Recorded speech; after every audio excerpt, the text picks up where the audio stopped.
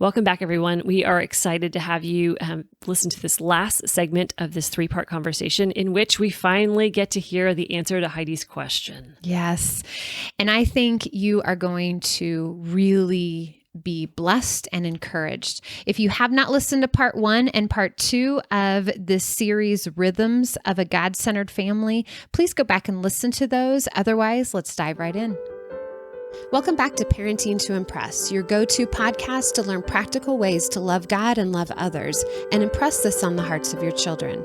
I am your host, Heidi, and I am joined by my dear friend, Melanie Simpson, 2 moms who have made a lot of mistakes, but have found grace and truth along the way. How much of parenting, you're talking about the big issues that these teens face. How many of them are the teens facing them because we are placing them in this mucky water because we're making it so much harder than what it is? Mm-hmm. Yes.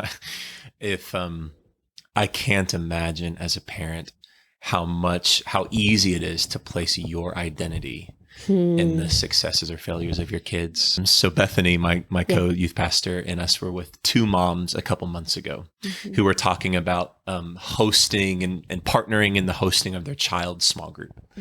And one of the moms asked, how are you doing? And they're like, to all of us, how are you guys doing? And the other mom immediately started answering about her kids and how her kids are doing. And then she stopped herself. Yes. And she said, guys, I felt very convicted lately. And I've realized that for the past 15 years, probably, when people ask me how I am, I immediately answer how my kids are doing, and I never get to me. And it seems selfless and like I'm a good parent because I'm putting my kids first. And she said, I didn't even realize how much of my identity I've placed in my kids. And wow. I don't want to shame parents for doing that, but I just want to encourage them that you can, to put your own identity aside and your own desires aside and to just look at them is often to teach them how to sit and be patient on the Lord, or to teach them how to say no to things in order to hear God's voice more clearly, or to teach them how to focus their attention in order to have more quiet space or quiet time elsewhere. It's like one of the best things you can do for their identity is to help them be less busy, to help them be less chaotic, and to help their souls and their bodies be more simple, to have more time and more ease. It's like one of the best things you can do for your kid, but we don't think about that. We just think about more for them, Right. I would do the same. Right. Yeah. Yeah. Oh, it's so true. It is. It's that constant thing of what more can I do? What more can I provide? What more can I give to them to allow them to take that next step? Yeah. But I still come back to this idea. I think so much of this is wrapped up in fear. It's the fear that I'm not going to provide enough. It's the fear that they're not going to be able to take that next step instead of allowing them to take those next step and walk in beside them. Amen. Yeah. Heidi, that's so good.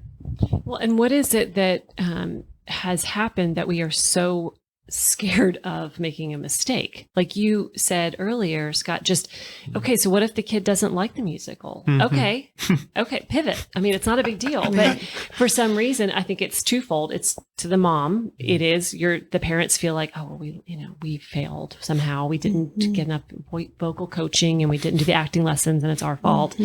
Or, that they're not a specialist and it's just, okay. And we can let our kids fail. I mean, my kids. How many times have my kids failed? Hey, and look at the stats of all the pros in the world, right?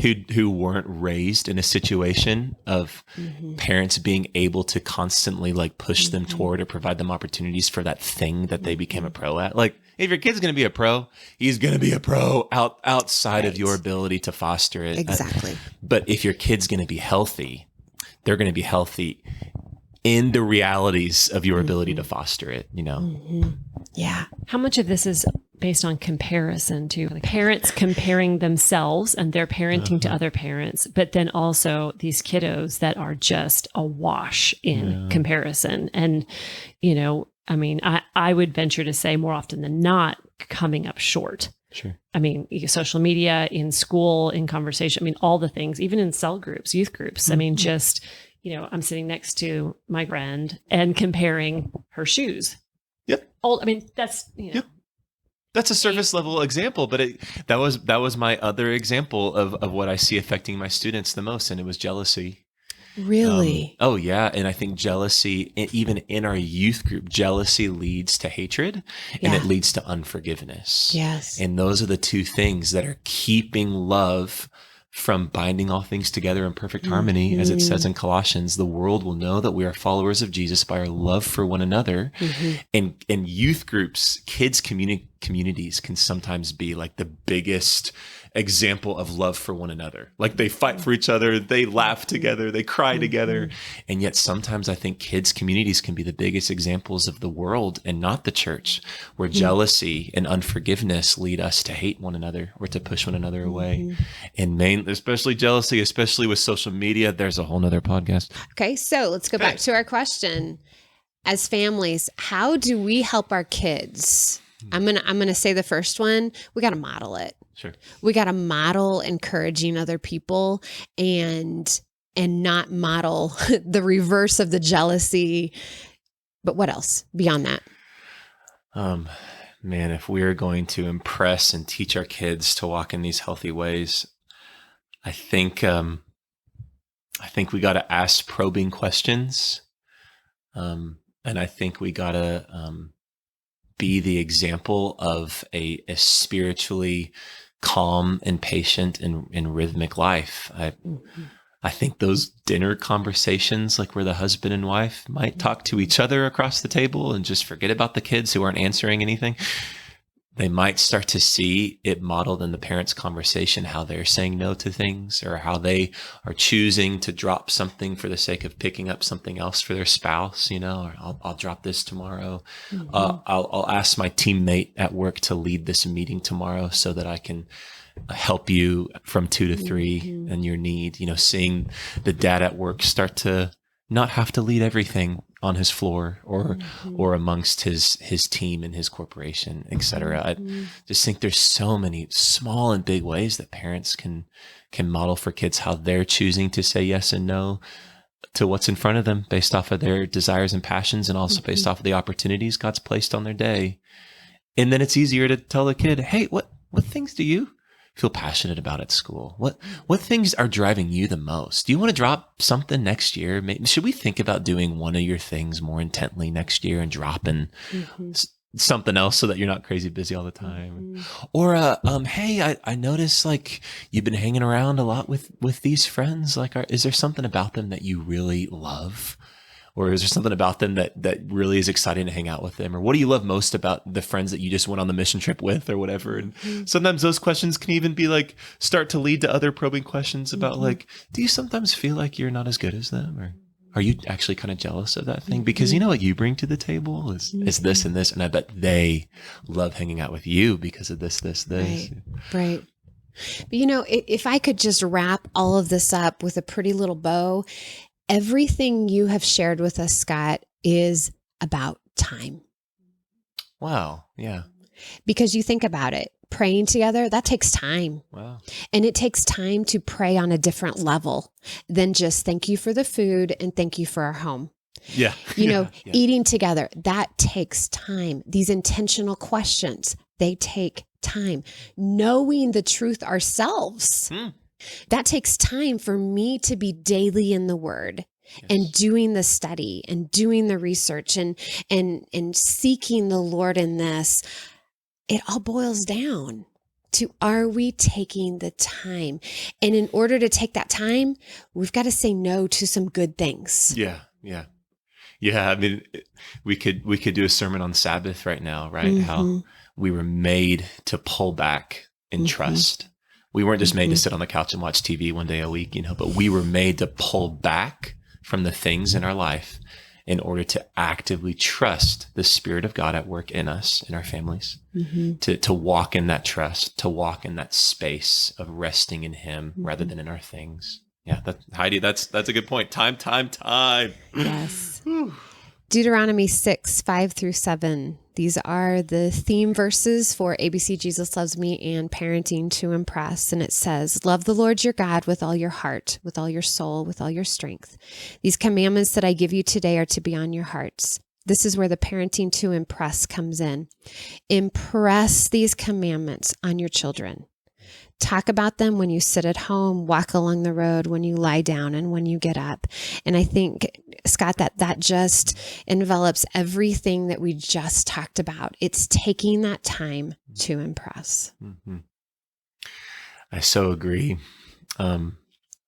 As a parent, when you say impressing, I know everyone can't see this, but even what you were doing with your fist in your hand was like a slow, like forceful in a good way type of movement. There wasn't anything abrupt or aggressive about what you were doing with your fist in your hand, you know? Isn't that so like how the Lord moves in our lives? The lies of the enemy, the things of this world come abruptly. The temptation of the adolescent kid to look at pornography or something that they shouldn't be seeing, or the temptation to be jealous of the backpack that they see their friend wearing, you know, the temptation to yell at their sibling or fight back or hit or whatever. The things of the enemy come so abruptly and with such aggression, you know?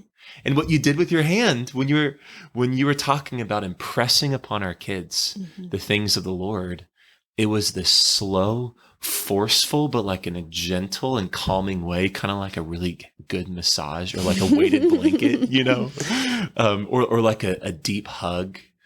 That's the type of life God is calling us to, is like an intentional, consistent, gradual push toward things of Him, pushing our kids gently but firmly toward the things of the kingdom. You know, I love that analogy. Yes, you are exactly correct, and it doesn't happen overnight. Wow, yeah, it takes years and years and years to get to that point where you are releasing your kiddos and hopefully releasing them with their own personal relationship with God, not what they've carried on from what you've given them. Yeah. Yeah. Well, there it goes back to time. It takes time. Right.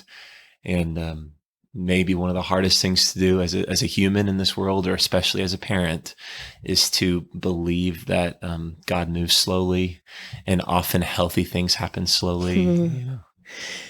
That's hard. Yeah, it sure is. That's hard as a parent, for sure. So, Scott, thank you. We appreciate you being here, and I appreciate your wisdom that you've brought. You're welcome. Thanks for inviting me. Heidi, I don't know about you, but this series has just blessed my socks off. I cannot tell you. We shared with the listeners earlier that we taped this several months ago. And as I have listened and re-listened and re-listened and re-listened, God has continued to use what we talked about in these conversations in my parenting life right now. And I always kind of wonder, why did we tape this so many months ago?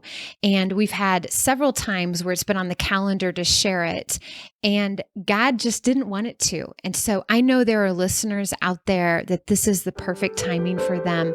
And I'm just thankful to be able to share. We want to thank you for listening to the Parenting to Impress podcast.